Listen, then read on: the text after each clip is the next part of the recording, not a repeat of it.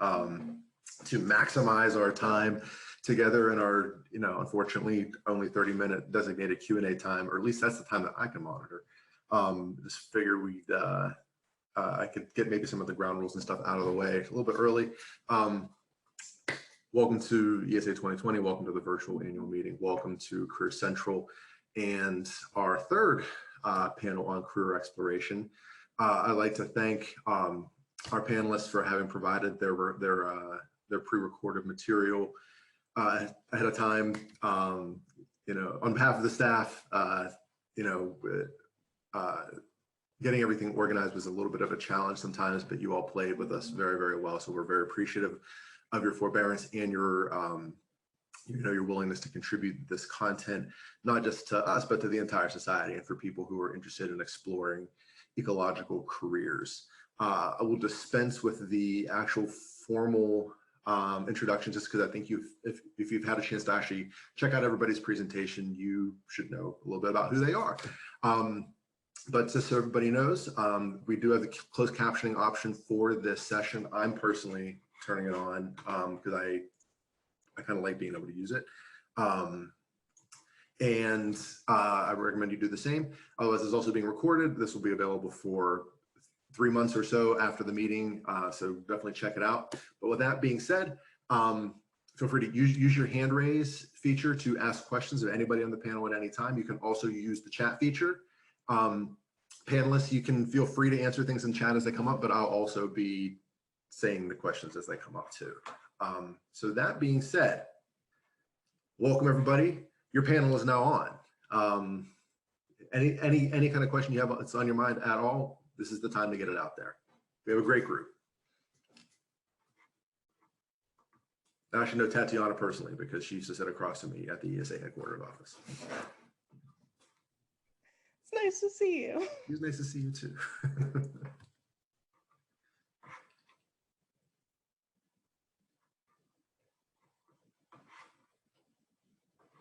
Okay, so I'll get us started then. Just for folks on the panel, you all, you come from different backgrounds and you have different career pathways. But maybe it was like, what is one thing that you could definitely say, in the span of a couple of sentences, that would be like your best advice to somebody who's looking to explore the world of like a career in ecology?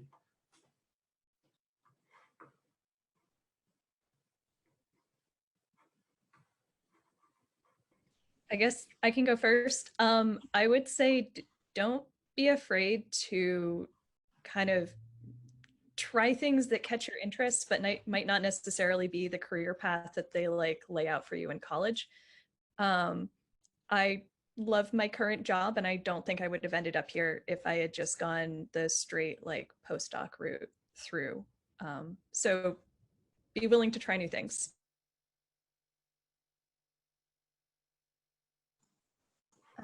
I definitely agree. I encourage my mentees to not go straight through school, so not go from your bachelor's to your master's or PhD without exploring for a couple of years in other positions to know what's out there. I would also recommend to not let other people discourage you. This is one of my tips that I shared in my talk, and I've definitely had a lot of very encouraging mentors along the way, but I've also had some people who I really looked up to who told me I wouldn't be able to accomplish the things that I told them I wanted to. And if I had listened to them, I would never be here today. So know what you're capable of and don't let other people discourage you. That goes along with my answer a little bit. I would say that taking risks is really important, especially while you're young. You don't have that much to lose. So I'd say explore all types of different pathways before settling on one. And also networking is super important because you learn a lot through talking to people and their experiences. So I would say definitely network. That's my advice. After having listened to all of the talks, I agreed with all of the tips that everybody provided in terms of career pathways and kind of how to navigate it. And I guess my one tip would be to find a mentor that may or may not be your graduate advisor, but somebody that can kind of help you throughout your career. I also know of people who have whole teams of mentors, but that will really help you, I think, in terms of guiding you and having, especially people who are further ahead in their careers, kind of knowing the landscape and what you should be looking out for. Great, thank you all.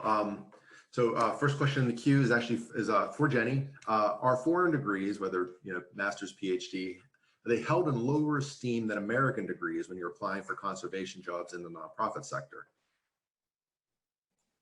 That's a great question. I don't think that they're held in lower regard at all. I think sometimes they can be confusing to hiring managers, not necessarily the hiring manager themselves, who might work in HR and be familiar with a bunch of different schools across the world.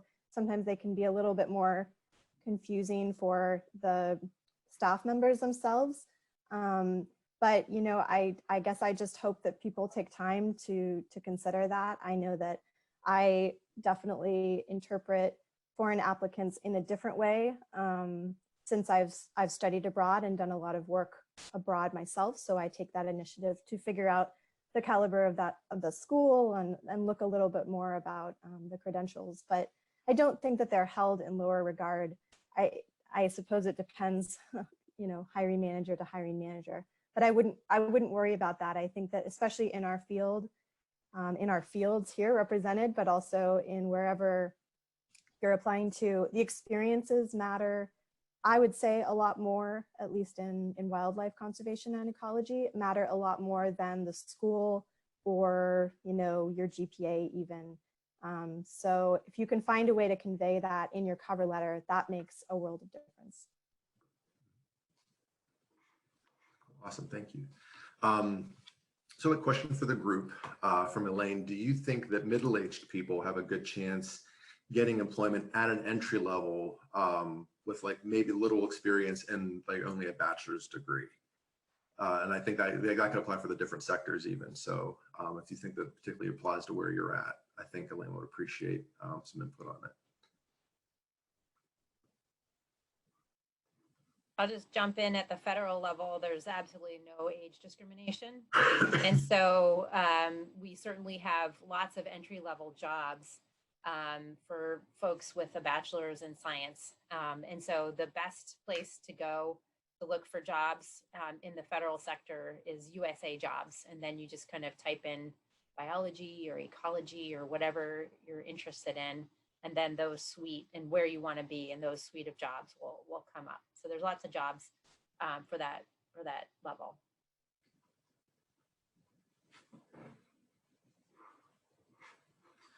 And so Lisa has an interesting one here about, hearing about the theme around the conference of a lot of mention of mentoring. And you all mentioned mentoring. What suggestions or advice do you have around some creative ways of finding and sustaining those kinds of relationships? I can answer that one. I think that doing a lot of different internships is really important. It's important to just widen your net and your network in that way. So my mentor personally, when I was an undergrad, was my boss at a USGS internship that I had. And she was absolutely amazing and introduced me to a world of different areas in ecology that I didn't know existed, and helped me connect with people that were in the field that I was interested in going into. Yeah, I'll also add that mentors can be formal, like through a mentorship program, or you can actually approach someone who you admire and say, would you be willing to mentor me? Or it can just be informal. So I've had a number of students just periodically update me. It usually starts out with a longer introductory email, maybe with a conversation between us. And then they periodically update me whenever they have a milestone or are looking for information. It's usually nice to receive emails from them when they're not just asking for things. So I think mentors appreciate when you give as well as receive. We appreciate celebrating in your successes as well. And that helps create that personal connection, which I think is more likely to have mentors recommend you for a position. You know, that personal relationship is really meaningful. So I would say don't be afraid to, you know, even a stranger who you look up and you really want to know more about their life, don't be afraid to reach out to them and ask for mentorship, or just create that informal mentorship relationship by periodically contacting them. And I just want to chime in, don't get discouraged if someone doesn't respond to one of those emails. A lot of times it's not necessarily anything you did, it's just people can be really busy. So if someone doesn't get back to you, you can either try and reach out to them again or move on to somebody else. So don't let that discourage you. I'm not a panelist, but I'll actually echo what Elizabeth just said, because I've been engaged in I think total of 6 message back and forth with a former internship applicant with us, but who I've nonetheless kept up with a little bit because we had a really great interview. It just didn't quite work out having the opportunity. But we can only connect every like 3rd week. So we always wind up saying, you know, so sorry it took me so long to get back to you. Here's 10 paragraphs trying to respond to all the stuff we talked about, that kind of thing. But yeah, no, it's true. Just keep up with it. You know, and it's okay to persist a little bit too. I think, you know, that's fine. Cynthia Ross, I literally saw you just raise your hand, so I'm going to call on you. Did you say Cindy? Cynthia. Okay. Yeah, I was just going to mention that I put this in the text too, but the Association for Women in Science has a mentoring program, and I participated in this a couple of years ago, and it was actually an amazing match because they ask you a lot of questions about, you know, what your goals are, and they try to put you with someone that has you know, reached similar point in, you know, their career, like where you want to be in the future. So that's an amazing resource. And I know I've seen some other associations recently add mentorship matching programs or in there for their members, and it's so that's a good resource too. Sure. So this is like another kind of group tilted question, but, you know, considering, you know, that your day-to-day work can be, you know, administrative or focused on policy or management or something like that, rather than research, how do you keep up with the science? What are some of the resources that you turn to for that? What are some practices that you use? I have a lot of different journals that I love most bookmarked, and when I was good about it, I actually would read them every Friday. I think I tend to have more time, so I would just sort of zoom through them. Now that I'm getting more and more busy, here at Defenders of Wildlife, we actually have an internal science digest, we call it. So my intern goes through the journals periodically and extracts the articles that are most relevant for our staff's work, and then she compiles them into an email that we send out every week. So that's a really great way for me to learn more about things that relate to my work. But I find actually that there's so much exchange within Defenders of Wildlife, and also sometimes with my colleagues outside, that I get most of the high profile articles that I need to know about emailed to me directly, or at least I hope I do. But I find that actually just my network of colleagues is a great way, in addition to, you know, Twitter and Facebook and email. I'll definitely second that. And I'll also say that I like Science Magazine. That's a really good resource for learning to keep up to date with things and just keeping up with the societies that you're part of. So I'm part of ESA and AGU, even though I'm not doing research anymore. I think it's just really important to keep up with your friends and like keep up with people that are still doing research, and just keeping yourself familiar with your area of expertise. Right, thank you, gang. I'm directing a question directly at Betsy now. Betsy, how does somebody really get going with NSF? How do you get your foot in the door? That's a great question, because it is kind of hard to navigate through USA jobs, but you can actually type in the federal agency that you're interested in working with. And so you could simply, you know, type in National Science Foundation and then the type of job that you're interested in. And that follow-up question, we actually recruit reviewers that have their PhDs in science. And so rotating program officers and reviewers are from that demographic. But like I said earlier, there are lots of program assistant positions at the National Science Foundation. We hire them constantly. So certainly check that out on USA Jobs. That's cool. So it's kind of like another group question, but I think, you know, it's a little bit of an amalgam, I guess is the right word to look at it.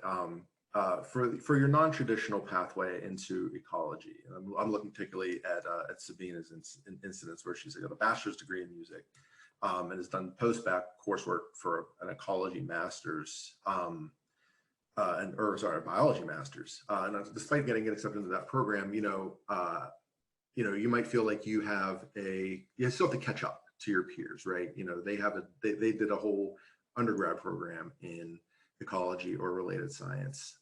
What are some of the things that people can do, regardless of their level, whether it's going to graduate school or even getting into postdoc and like professional opportunities? What are some of the remedial or other kinds of catch-up activities that are good for people who have that non-traditional background?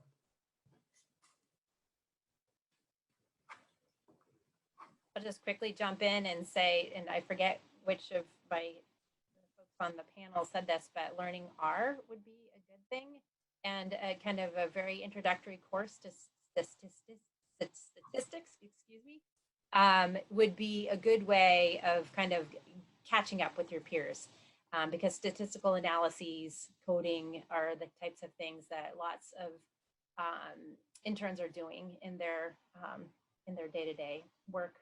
And that type of thing would be a good way to go forward.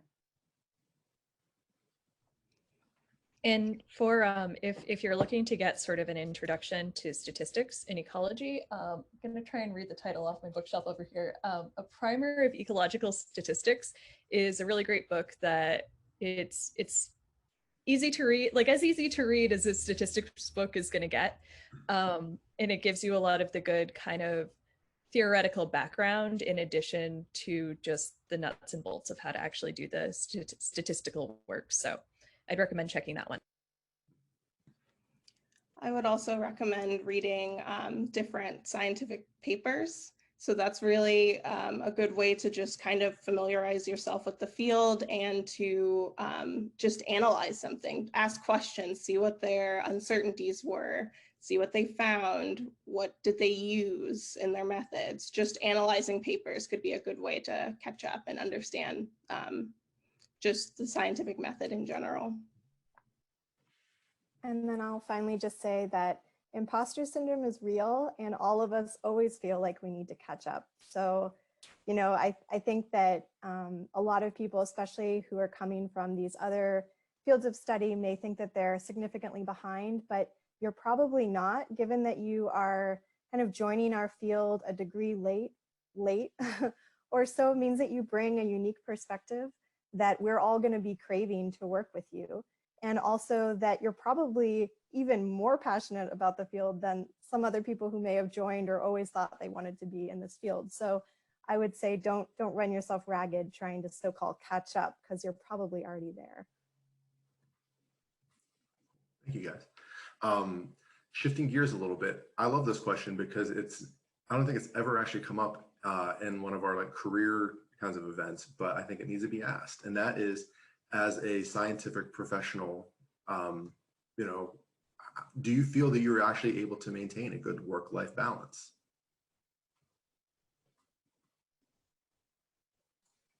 Thanks for this question. I absolutely feel that I'm able to maintain a better work-life balance than when I was in academia, because that wasn't a good fit for me. I work only during business hours, and I don't constantly feel like I'm drowning in trying to publish whatever number of papers would have felt adequate. I don't think there's ever a number that does feel adequate, but that's no longer my metric of success or my organization's metric of success. So it's much more meaningful, the victories that we have. And I feel very fulfilled, which is a big indication for me that I have work-life balance. So I definitely feel that way. I want to second that comment about academia. It's really, really hard to keep a work-life balance in academia. Personally, for me, it was. And now that I'm working in public policy, I work regular hours. I'm able to go out and play outside rather than working outside all of the time. And so, yeah, I definitely feel like I am contributing to the field of science, but not doing research. And it fits for me. That's great. Thank you. A little bit about some like sector specific kinds of things. And I know that we have folks in the room who have kind of gone both ways on this equation, but after having spent a while not working in academia, is there a pathway back into academia that makes sense? Like, how do you navigate that? Potentially having not published for a while, for instance.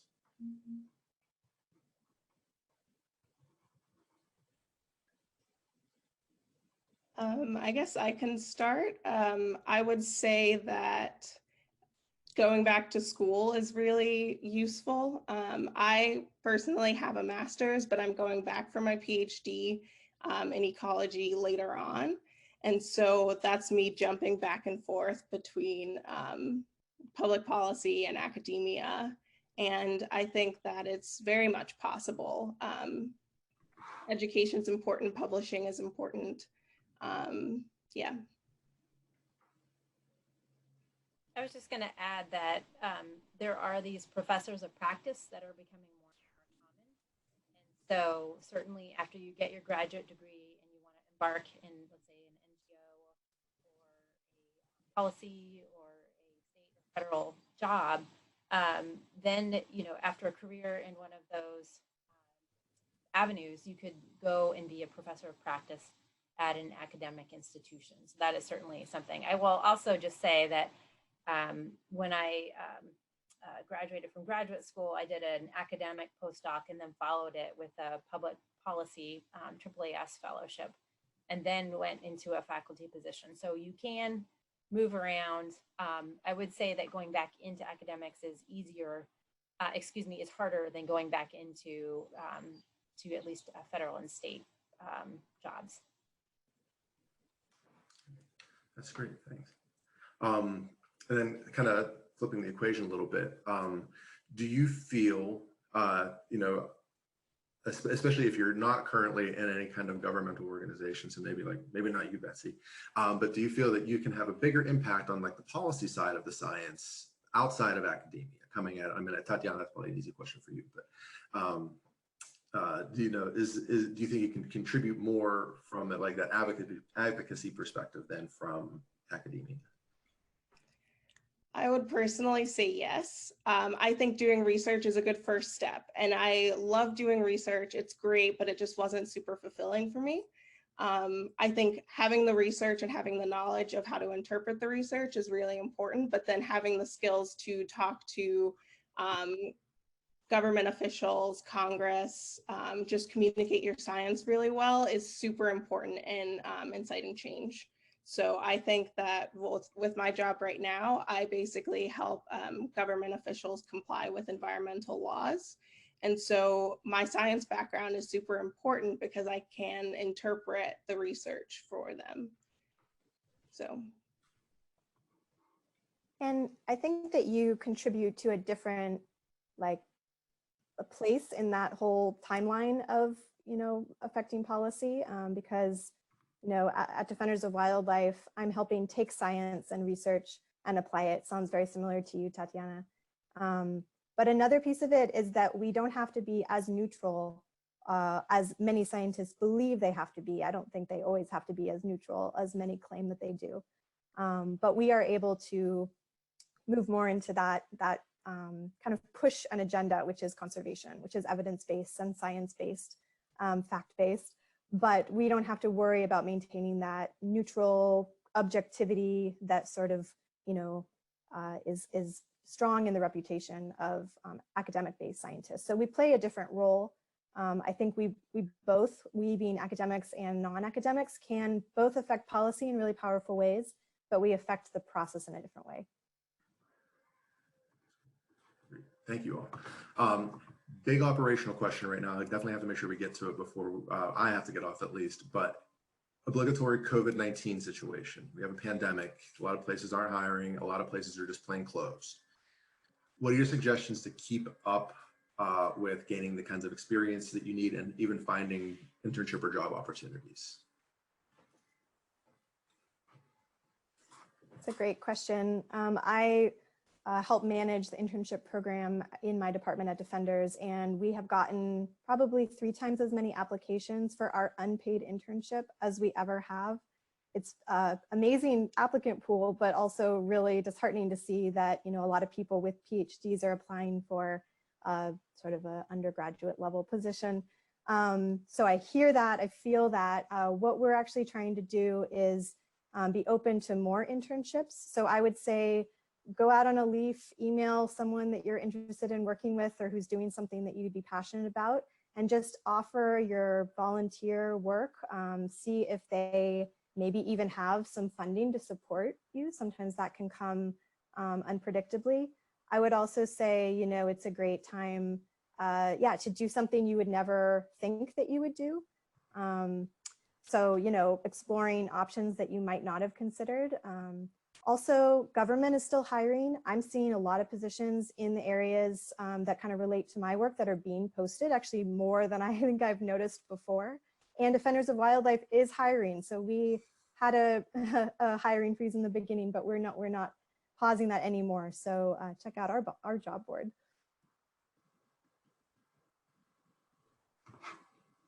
I think I really want to harp on Jeannie's point of reaching out to people that you might want to work with.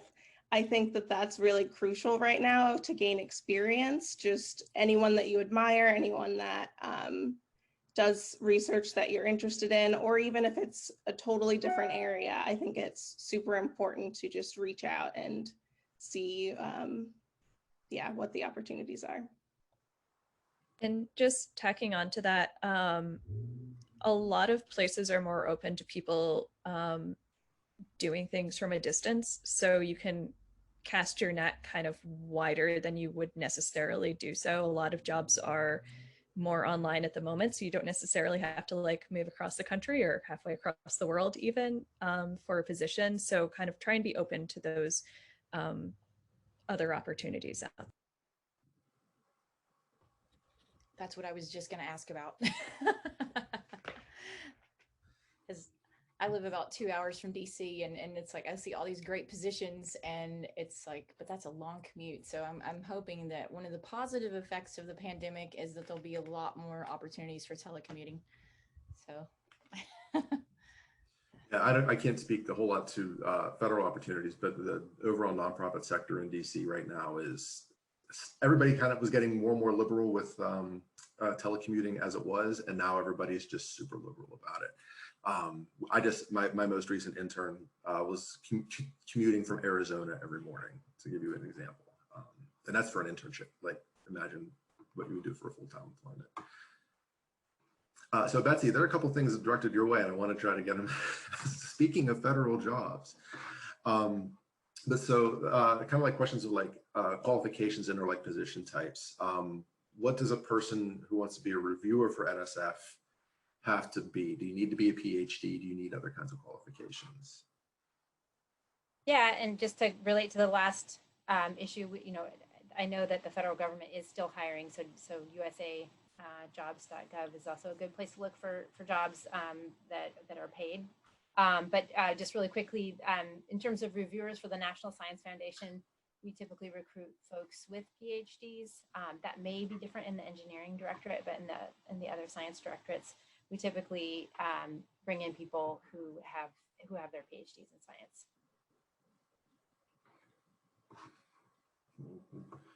And is there any particular way that those professor or practice positions either come up or get advertised other than just going on USA Jobs?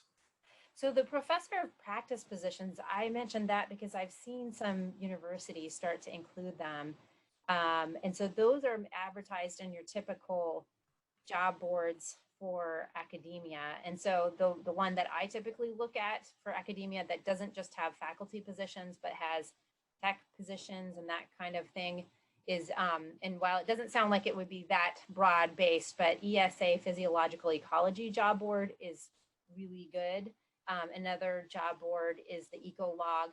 People will constantly advertise technicians on those on that blog, and so I'm sure everybody on this panel has other places to recommend, but those are good places that where I look. For sure. So for everybody, what's the favorite thing about what it is that you do? What? Sell somebody.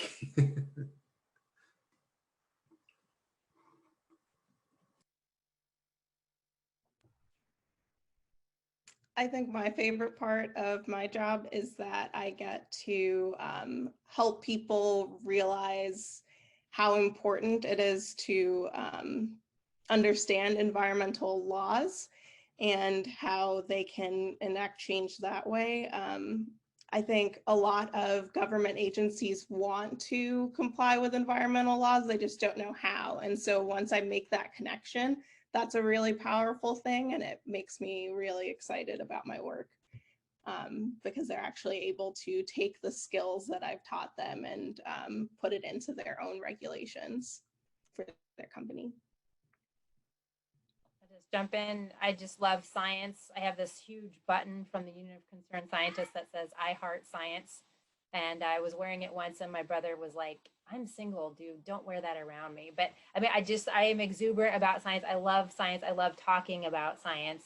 And so that's what I get to do every day. I don't get to do the science itself as I used to in the academic world, but I get to talk about it and work with really inspiring people, as well as working with people who are looking for funding for their labs who are also really inspiring. So I love that aspect of my job. What I love most is that I provide science support to our staff across the organization. So I'm no longer just working on 1 or 2 species like I did when I did my own research. I'm able to, work on a different species almost every day, some weeks. And so I really love, gaining exposure myself to the suite of incredible biodiversity we have in North America, and, supporting our staff who are doing incredible things as well. I really love that in my current position, I can use both my science training and sort of the artsy stuff I do in my spare time. So having that ability to reach people and teach them about science using that kind of creative imagination is really great. I muted myself. Thank you, everybody. So I personally need to run. I need to go babysit another room, and I can only have Zoom open one time on one machine. However, and I know some people might want to get to the next Q&As as well, but the last time we did one of these, at least the one I was in, it kept going for like another 30 minutes. So if our panelists or anybody who wants to stick around, you're certainly free to. I think the room will stay open as long as you need to. If we didn't get to your question earlier in the chat or some other way, remember, we do have the asynchronous Q&A option. So if you use that as part of the platform, you can be able to keep up with folks and ask a specific question you might have of somebody, or refer back to something from the presentation or whatever have you. Otherwise, panelists, thank you all so much. Betsy, Tatiana, Elizabeth, Jennie, you're wonderful people. Your contributions to this are frankly immeasurable. We're doing so much as we can to raise the profile of other ecology careers for folks in ESA. Everybody who attended, I hope you're having a great meeting. Please fill out your survey when you get it on Friday, because we're really curious to hear what you have to say. But I'm going to duck out. Thank you all so very much. I can stick around for a little bit longer. I can also stick around. I can too. Yeah, I can stay for a few more minutes.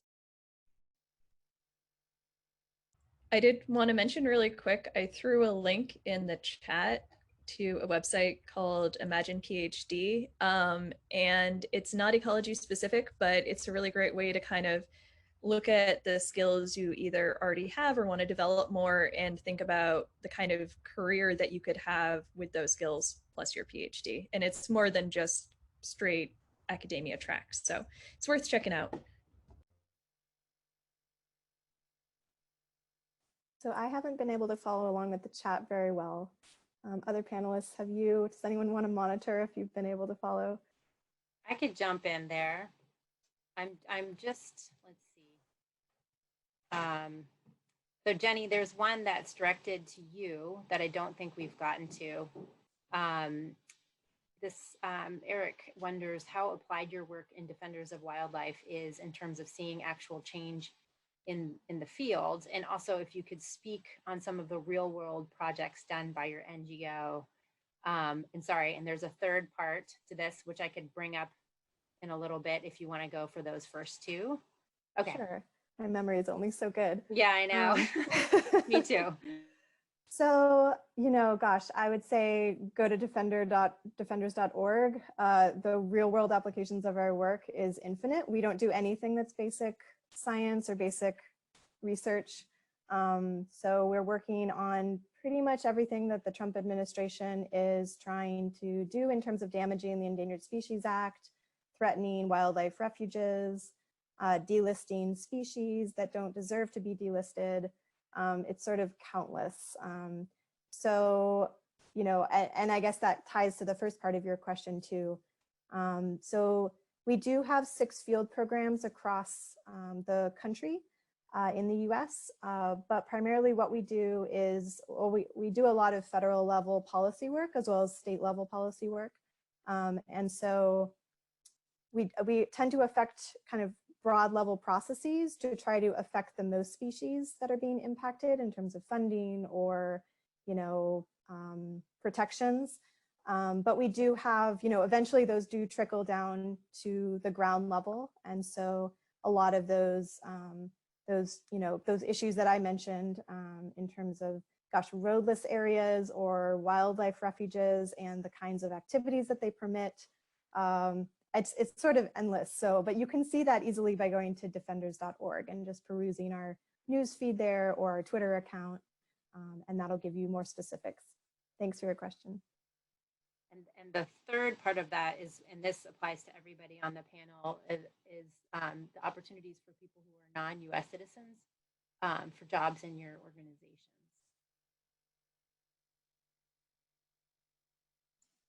Yeah, so we don't have the ability as a relatively small NGO to sponsor visas, unfortunately. But if you have a visa or you've snagged an American citizen and become a green card holder like my husband is, or somehow enabled yourself to work in the US, we have several people who have done that who are staff members at Defenders of Wildlife.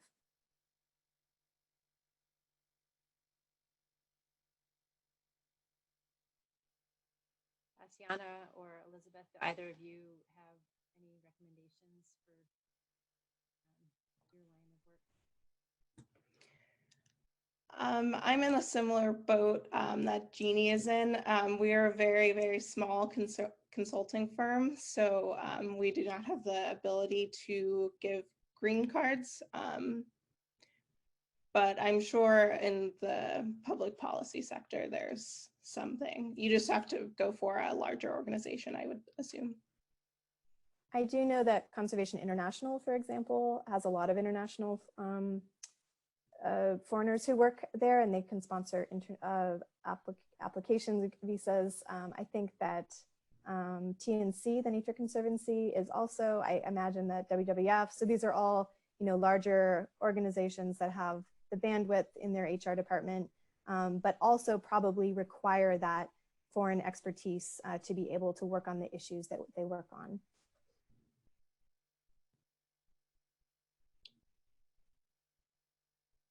Elizabeth, do you have any recommendations? No? Okay. I would just echo what everyone said. Okay, great. Okay, so the next question is from Daniel, and he thanks us for great talks and wondering if anybody has advice about obtaining non-academic postdoc positions, where are good places to look for positions and identify good matches. His impression so far that it's kind of a crapshoot. I'm just going to jump in, and then if you guys don't mind, I'll take the liberty of just calling people on my screen that go left to right. Is that okay? Okay, and so Tatiana, you're going to be next. I'm just going to quickly say that I did a AAAS policy fellowship, and it is awesome. It is, I will say, for full disclosure, trying to basically suck the intellectual capital out of academia and put them into the federal government. So you're placed in federal agencies, but it's an awesome, you get a lot of training about science communication, and you can do everything from working on the Hill to working at the EPA, which is where I was. I'm going to point the baton over to you, Tatiana. Yeah, I would agree with the AAAS fellowship. I used to work at AAAS in editorial, so I can definitely vouch for that program.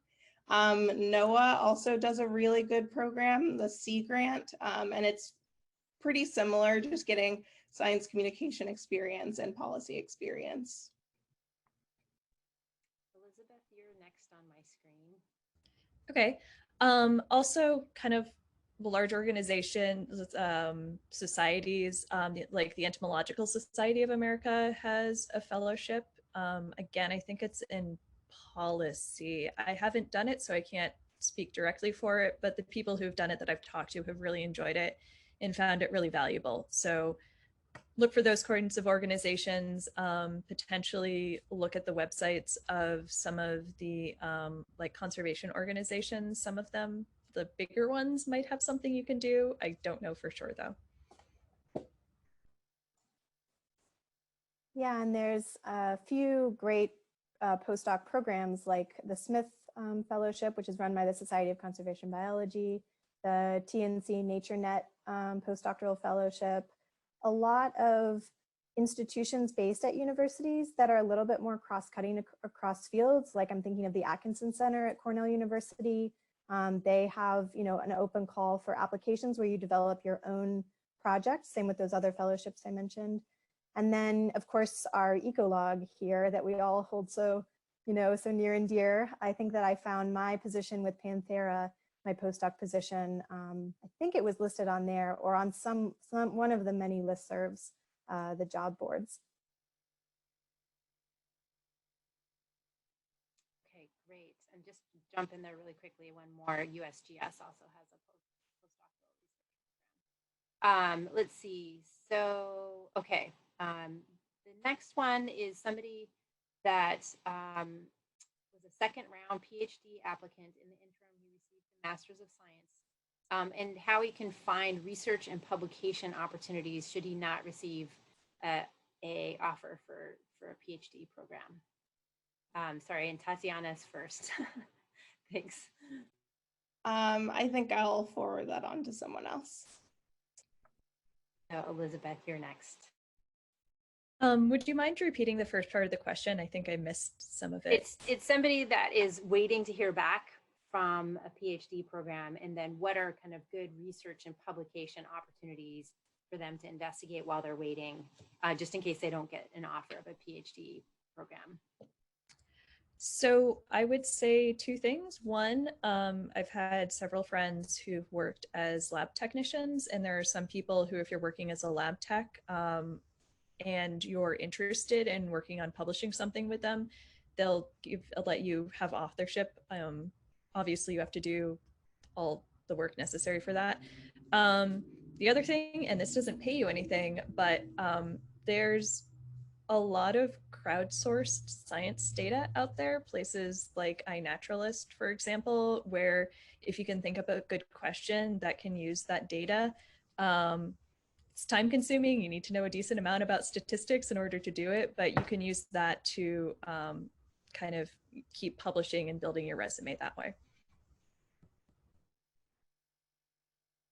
Yeah, and you can also, a lot of NGOs are understaffed. We don't have enough bandwidth, but we have plenty of questions and we know where the data is. So, feel free to, I would say, email people who are working on issues that you care about, because, even though Defenders is largely a policy and legal organization, we publish scientific papers as well. So if you're interested in getting more applied research out there, go to the people who have the questions and would be using the work, so they know what science needs to be published often. Awesome. So the next question is from Monica, and it's related to the question about kind of what do we do in a coronavirus world. What are some concrete activities that we can tackle that would promote our careers while we're trapped between graduating and employment? She's working on publications, but is also looking for additional ways to grow professionally. And I'll just jump in and say something and then pass the baton on to Tatiana. But it just really depends, in my opinion, what you're looking to do ultimately. So if you are interested in going into academics, I would say keep on going with the publication record. If you're interested in teaching, let's say at a small liberal arts university, some folks can take, a semester of, my postdoc just did before she graduated, a semester teaching at a small liberal arts college, and that would look great for her resume in terms of looking for those types of jobs. And then, for folks who are thinking about going into policy, I just want to put out there's a program within NSF called the Intern. It's in all caps, the Intern program. And if you're in a PhD program and your advisor has a NSF award, you can apply to get funding to go into an applied field and work anywhere from kind of technology in the for-profit sector to a nonprofit, but that would, open up your skill set. So that's another way to try to broaden out your skill sets beyond what you may be getting at your academic institution. Pardon me, this is tech support. I just want to let you know the room will be closing in 5 minutes.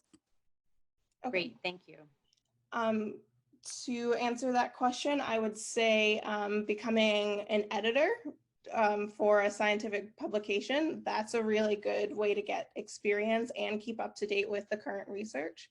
So yeah, becoming an editor, applying for those positions. Sometimes they're paid, they're very small, but and maybe also becoming a reviewer for different publications too. Those would be very good resume boosters as well. If you have any interest in eventually getting a job at like Purdue, for example, where I work, has a large extension component to it. So if you have any interest in even getting like a professorship at that sort of institution, getting some experience writing science for the public, whether that's a blog or whether that's freelance writing of some kind, can be really helpful and look really good on your resume to demonstrate that flexibility in writing style. I was going to say the same thing, Elizabeth. So maybe if you've already got publications out there, take time to go back and take, the effort to translate those for the public, make an infographic, improve your graphic design skills, make a short video, learn multimedia. When I was had some free time in my last year of my PhD and I was hanging out at Cornell because my husband was based there, I offered to the Cornell Lab of Ornithology to serve as a volunteer editorial intern so I could learn how to translate science into, a narrative for the public, work on my storytelling skills a little bit more, and they were happy to have the extra hand. So again, NGOs are always looking for help. I think we can sneak one more question in there, and this is for Elizabeth from Ariana. Do you have advice for incorporating skills from hobbies or self-taught skills into resumes? Sure. I'll try and be quick. You can email me later if you want kind of more details. What I would say is if you can find a way to use those skills to make some sort of small science-related project that you can either share online somewhere or you can, volunteer for one of the NGO organizations we've been talking about and use those skills, that can be really helpful. I know of at least one person who is able to get her position in part because of some YouTube videos she'd made that were, not the most perfect ones, but she made them, she put them online, demonstrated she had that skill, and then she could put that on her resume. You can also just mention it in your cover letter if it seems relevant. And I'll try and wrap up there because I know we don't have much more time. But we just have a couple of minutes. I'm just going to advertise John Chick, who joined, who's a field station director affiliated with the Illinois Natural History Survey. So please do contact him if people are interested in getting employment outside off-campus jobs. John, are you able to speak or? I'm sorry, right now I've got someone driving up a riding mower right outside my window. Oh, no worries, no worries. Keep your question louder. Can people just look at your Illinois Natural History Survey and find you to contact you if they have any questions? Okay, Yeah, great. they should go to the University of Illinois Prairie Research Institute and they'll find me there. Awesome. Great. Thank you for that. And thanks to all of the panelists and for everybody for being here. I really enjoyed everybody's seminars. So thanks and have a great rest of your meeting. Thank you. Thanks, everyone. Bye. I wish it was longer.